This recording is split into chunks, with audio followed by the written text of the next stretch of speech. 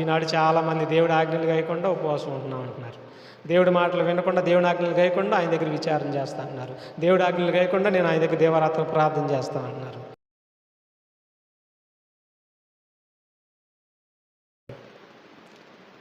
చూసారు, అంత పూర్తిగా వ్యతిరేక దిశలో ఉంది. దీని గురించి మనం ఆలోచించకపోతే దెబ్బడిపోద్ది, మనకి నిత్య నాశనమైన దెబ్బ. ఇక ఇంకొక మాట చూద్దాం, 2 కొరింథీ పత్రిక. ఆయన నమ్ముకున్నటువంటి మరి శిష్యులు ఎలాంటి ఉపవాసం పాటించారో, మరి దేవుడికి ఇష్టమైన ఉపవాసం ఏంటో ఒకసారి యెషయా గ్రంథం చదవండి. యెషయా గ్రంథం చదివి ఇక్కడికి వద్దాం, ముగించుకున్నాం. ఇంకా యెషయా గ్రంథం 58 అధ్యాయము 1 నుంచి 8 వరకు మనం చూడగలిగితే అసలు ప్రపంచంలో ఉన్నటువంటి ప్రతి వారు అనుసరించవలసిన ఉపవాసం అంటే ఇది. దీన్ని మనం చాలా జాగ్రత్తగా అనుసరించాలి. చూడండి ఏమన్నాడు, తాలక బోర ఊదునట్లు ఎలుగెత్తి బిగ్గరగా కేకలు వేయము. వారు చేసిన తిరుగుబాటును నా జనులకు తెలియజేయము. యాకోబు ఇంటి వారికి వారి పాపములను తెలియజేయము. తమ దేవుని న్యాయ విధిని విడవక నీతిని అనుసరించి వారైనట్టు. ఎవరు? ఇశ్రాయేలీలు. తమ దేవుడి యొక్క న్యాయ విధిని విడవక దేవుడు చెప్పినంత చేసిన వారం అయినట్టుగా నటిస్తున్నారు వాళ్ళు. ఎంత మాట అంటున్నాడు చూడండి. అనుదినము వారు నా యొద్ద విచారణ చేస్తున్నారు. నా మాట వినకుండా విచారణ చేస్తున్నారు. ఈనాడు చాలామంది దేవుడి ఆజ్ఞలు గాయకుండా ఉపవాసం ఉంటున్నాం అంటున్నారు. దేవుడి మాటలు వినకుండా దేవుడి ఆజ్ఞలు గాయకుండా ఆయన దగ్గర విచారణ చేస్తా అంటున్నారు. దేవుడి ఆజ్ఞలు గాయకుండా నేను ఆయన దగ్గర దేవరాత్మ ప్రార్థన చేస్తా అంటున్నారు. ఎందుకు ఊరుకుంటున్నాడు? మనుషుడు కాదు ఆయన, దేవుడు. ఊరుకోడు ఆయన. చట్టం అనేది ఒకటి ఉంది, చట్టాన్ని మనం ఖచ్చితంగా పట్టుకోవాలి. చట్టాన్ని పట్టుకోకపోతే మాత్రం ఊరుకోడు. చూడండి వాళ్ళ గురించి ఏమంటున్నాడు. అనుదినము వారు నా యొద్ద విచారణ చేయొచ్చు, నా మార్గంను తెలుసుకొని ఇచ్చే కనపరుచుదురు. తమకు న్యాయమైన తీర్పులు తీర్చవలనని వారు అడుగుదురు. దేవుడు తమకు ప్రత్యక్షం కావాలని ఇచ్చేంతురు. మేము ఉపవాసం ఉండగా నీవెందుకు చూడవు అంటున్నారు. ఎవరో యూదులే, ఇశ్రాయేలీలు అంటున్నారు. మేము ఉపవాసం ఉండగా ఎందుకు చూడమంటే ఏం చూడాలి? నా న్యాయ విధిని నా నీతిని అనుసరించి వారు అయినట్టుగా ఉంటున్నారు, కానీ మీరు అనుసరిస్తలేదు కదా. ఆ రోజు పని చేయొద్దని చెప్పాను కదా, చక్కగా పని చేసుకుంటున్నారు. ఆ రోజు పాపం చేయొద్దన్నాను కదా, చక్కగా పాపం చేస్తున్నారు. నా ఆజ్ఞలు గైకొనమన్నా అని చెప్పి కదా, నా ఆజ్ఞలు గైకొనట్లేదు. ఆజ్ఞని ధిక్కరిస్తున్నారు. మరలా మేము ఉపవాసం ఉంటున్నాం, ఎందుకు చూడవు ప్రభువా అని అడుగుతున్నారంట వచ్చి.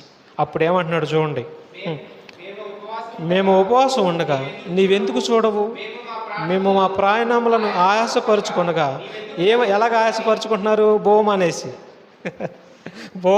ఆయాసపరుచుకుంటున్నారు. ఆజ్ఞలు మాత్రం గైకొనరు.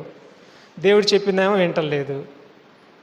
నువ్వు అన్నం తినకుండా నీరసంగా ఉంటే ఊరుకుంటాడా? పక్కన ఆయన జాలి పడతాడేమో, పక్కన మనిషి.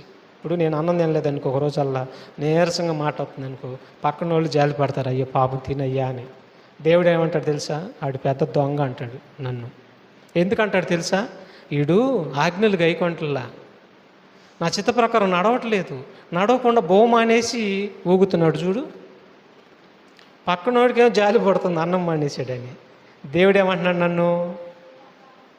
వాడు దొంగ, ఆజ్ఞలు గైకొనకుండా నేను చెప్పిన నీతిని అనుసరించకుండా అన్నం మానేసి ఇతని వేషం మీకు నచ్చుతున్నాడు, నాకు నచ్చడని చెప్తున్నాడు అంటూ ఏమంటున్నాడు చూడండి అక్కడ.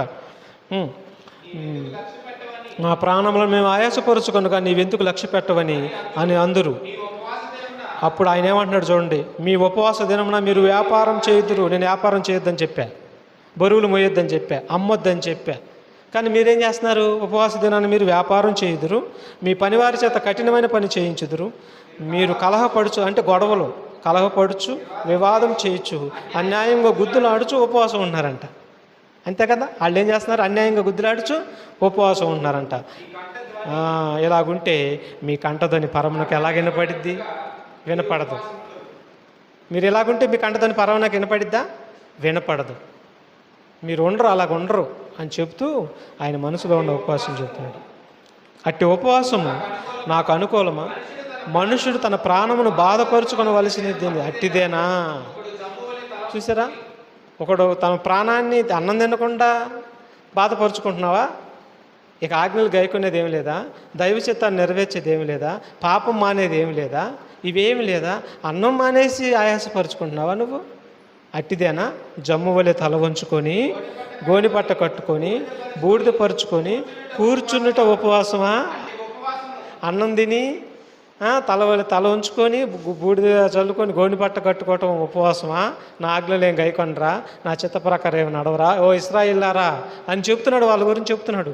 చెబుతూ అట్టి ఉపవాసము యెహోవాకు ప్రీతికరమని మీరు అనుకొందురా?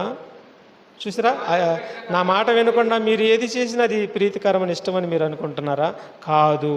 అయితే నేను చెప్తున్నాను వినండి, నాకు ఇష్టమైన ఉపవాసం చెబుతున్నాను వినండి అని చెప్పి మరొక మాట్లాడుతున్నాడండి. ఇక్కడ ఏమన్నాడు చూడండి.